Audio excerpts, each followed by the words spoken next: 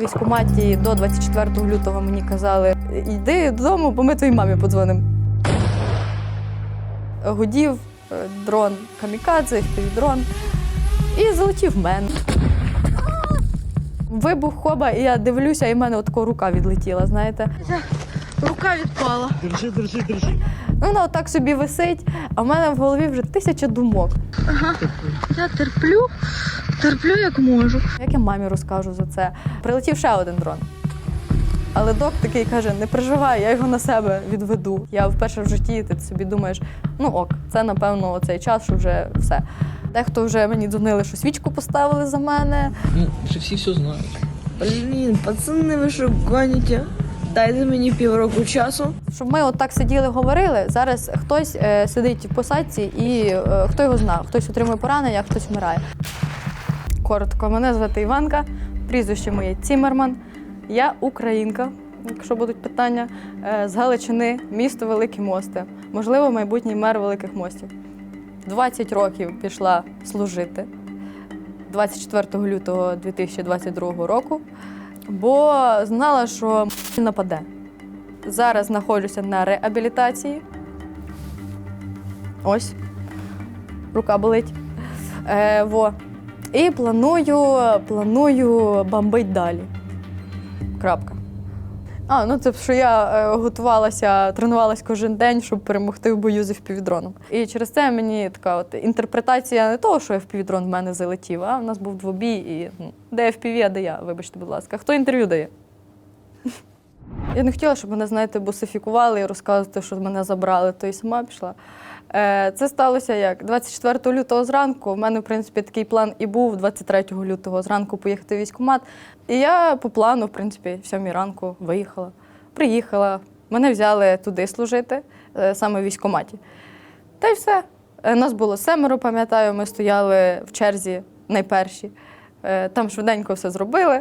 І вже ввечері, навіть не ввечері, вже в обід я була з військовим квитком. До 22-го року нічого особливого, я студент Житомирського державного університету імені Івана Франка. Передаю вітання. На філології я вчилась, українська мова і література. Жила в гуртожитку, кайфувала від життя. 2 тижні перед війною я намагалася і в правий сектор, в Житомирську сотню якусь, але її не було. Потім всякі різні напрямки, такі добровольчі. І нікуди щось не брали, не хотіли. Але вже, напевно, 2 місяці перед війною ти вже плюс-мінус розумів, що щось іде. На момент 23 лютого мені здавалося, що вже всі в армії. Я якраз, як завжди, скролю там якісь соціальні мережі, і ти дивишся, думаєш, та всі вже воюють, всіх якісь там фотографії вже звітнути, новини про це. І на той момент в тебе воно так якраз і десь всередині, ти думаєш, вже всі там, а ти ні. Так само марш єдності був в Києві, я на ньому була, це так само в лютому 22-го року. І це стало таким каталізатором. Там моя Україна. Це, напевно, стало таким, що все, напевно, пора. І я шукала. В військкоматі до 24 лютого мені казали, йди додому, бо ми твоїй мамі подзвонимо. Так говорили. Та навіть вже після 24-го там хлопці стояли і кажуть, що ти, зразу після школи, та? І стала вже військовослужбовцею. А там ейджизм, ти так само можеш старих жартувати. Вони жартують, що я мала нічого не знаю. Я жартую, що вони радянські офіцери і за Сталіна, та й все. Взагалі, перший місяць війни я була в військкоматі, фотографувала бійців, їх на військовий квиток. Мені ще до сих пір деякі кидають свої військові квитки і кажуть, що гіршої фотографії в них не було. Але я щиро перепрошую за це, нічого не зроблю. У мене був тільки телефон. І хтось сказав, що я журналіст. Хоча я не журналіст, але таку рекламу мені зробили. І до мене підійшли з бригади моєї вже, першої окремої бригади Івана Богуна, і сказали, що будеш в нас в прес-службі. Я людина, яка довго не думає, сказала, буду. Все, мене і перевели, та й все. І я почала займатися журналістською роботою саме в бригаді, в прес-службі бригади. З самого початку, найперше, де я побувала, це була Чернігівська область, але це ми поїхали село Семенівка. Це край Чернігівської області, якщо я не помиляюся. Там у нас були фортифікаційні споруди. Вже Шлях стріляли з нього. Ще поки не доводили. Не приходили, так. А вже такий бойовий вихід саме з роботою стався в серпні, 23 серпня, на День прапора. Ми виїжджали поблизу, це на Харківщині було, з нашим 518-м батальйоном «Дике поле», працювали з СПГ. Хлопці, і мене взяли з собою. Я буду завжди це пам'ятати. Тоді я зрозуміла, що нарешті я попала кудись. Постріл!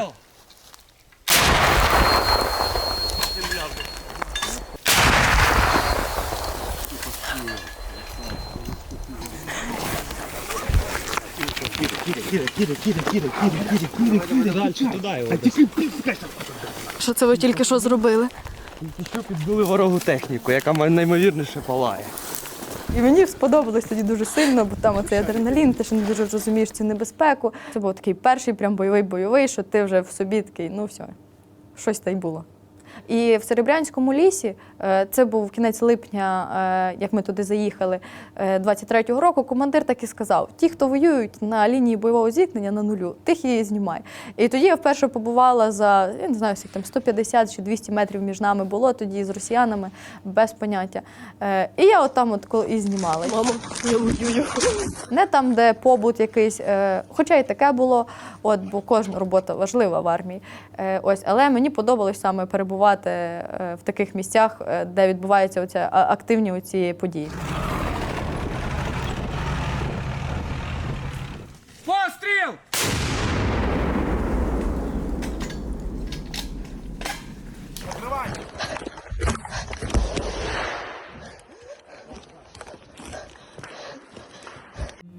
З рукою все добре. Вона, в принципі, я можу нею рухати отак, ну, знаєте, і пальцями. В принципі, проблем немає. Єдине, що відсутній оцей рух. То з 9 червня в мене буде вже повноцінна реабілітація саме руки, то будемо виправляти. Сталося це населений пункт Синельникове. Це вихід з Вовчанська був. Ми почули, що над нами щось гуде, заховалися. Та й все, та й стоїмо, чекаємо, що там буде. Гудів дрон камікадзе, FPV-дрон.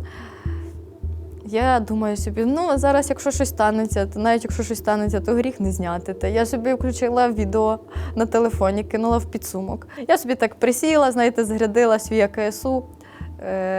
Я, звісно, впевнена була, що я не попаду, але я думаю, нехай буде заряджений. Та й сиджу, чую, вже наближається цей дрон до мене. Там на відео якраз чутно, я кажу: летить сюди. І залетів в мене, виявилось, дрон той. Опа, сюди летить. Мені пощастило. Мене хоч і поранило, там вийшла така політравма, що багато частин тіла поранило. Поранення сталося таке, що там вибух, хоба, і я дивлюся, і в мене рука відлетіла, знаєте. Вона отак собі висить. Рука відпала. Держи. Я тримаю. Все, турнікет є. Давай. Так, нога вроді нормальна. Ага, ні, трошки нога знизу. А ні, прикинь, витримали ці берці. Вона. Я тримаю руку, але не відчуваю її, прикинь. А в мене в голові вже 1000 думок. Як я мамі розкажу за це. Думаю, що штани стільки пережили всього, а тут мені хоба і порізали їх. 3 роки війни штанам. Ну як так? І берці витримали. В шоці, бо нога кров'ю стекла, мені п'ятку трошки роздробило, але берці витримали. Теж воно в голові. Потім я ж хотіла йти в сили спеціальних операцій і проходити Q-курс. Я готувалася до нього, і я вже розумію, що вже не пройду точно, бо як я відіжмусь чи там підтягнуся. В тебе дуже багато думок, бо ти лежиш, ти, по суті, не сильно рухомий, і в тебе просто в голові такий хаос. Ай, боляче так. Ага. Я терплю як можу.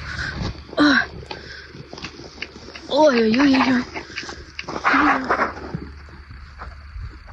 Отак займалася спортом, підтягувалася, хотіла все село. Тут мене залатали. І лишається чекати на евакуацію. І це фотографія, де я лежу, так собі, знаєте, руку під голову. Це вже ми чекали на евакуацію. Ясна річ, що ми не стояли близько з доком. Це сержант док.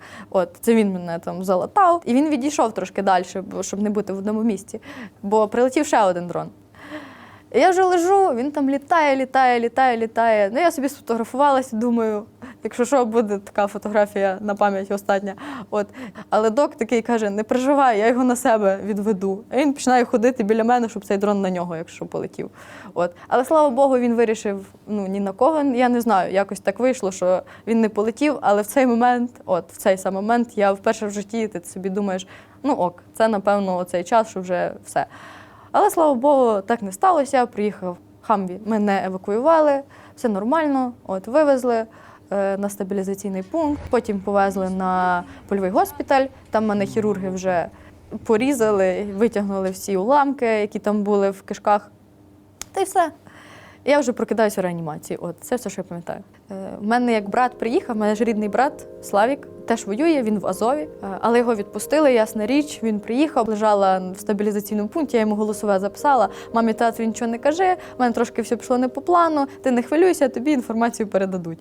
І мене я заснула. І він, коли приїхав, то в нього є відео, там він мене зняв в реанімації, в мене сльози текли, бо того, що я бачила його. Всередину полетіло, блін. Все так добре Давай було. привіт всім передаш, що ти жива і здорова.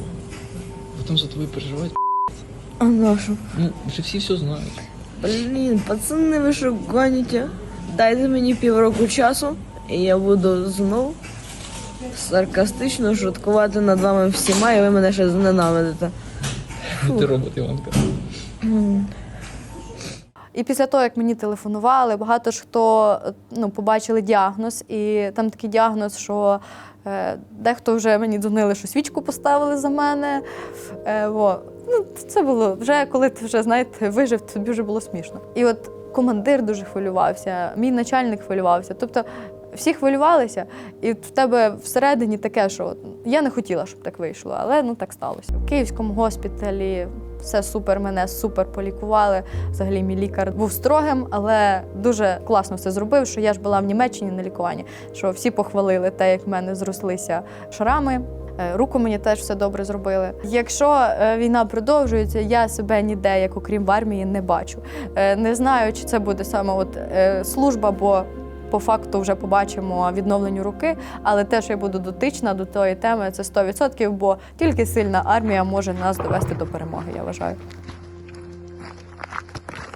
Знаєте, кажуть, що не треба романтизувати війну, але що робити, якщо в тебе крім війни нічого в житті немає? Ти мусиш якось насолоджуватись все одно.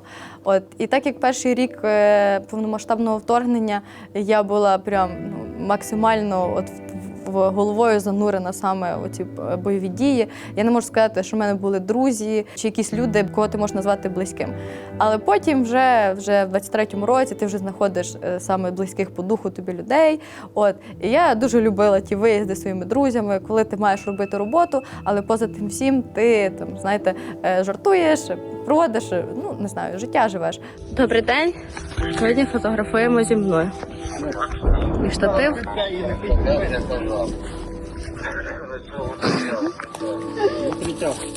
Укриття? Ну що?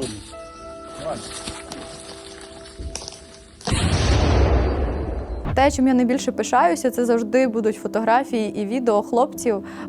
Коли ти можеш показати їхні думки, їхні обличчя.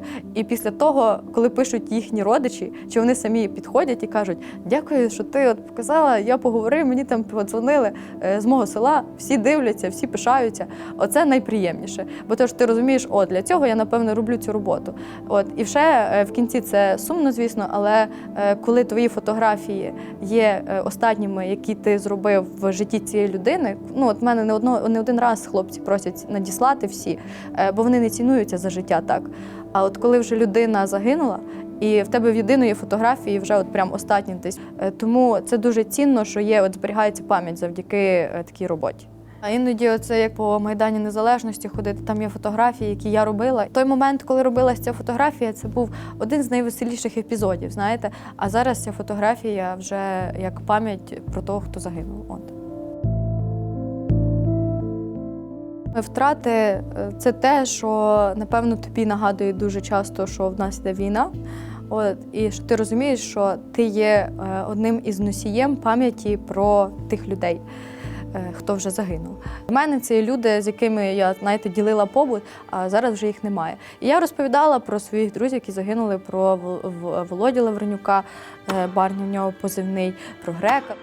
про багатьох тих, кого я знала.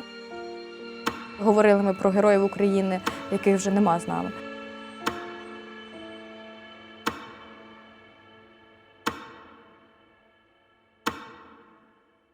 Тебе от вмирає, гине багато друзів там за короткий період часу, і це складно.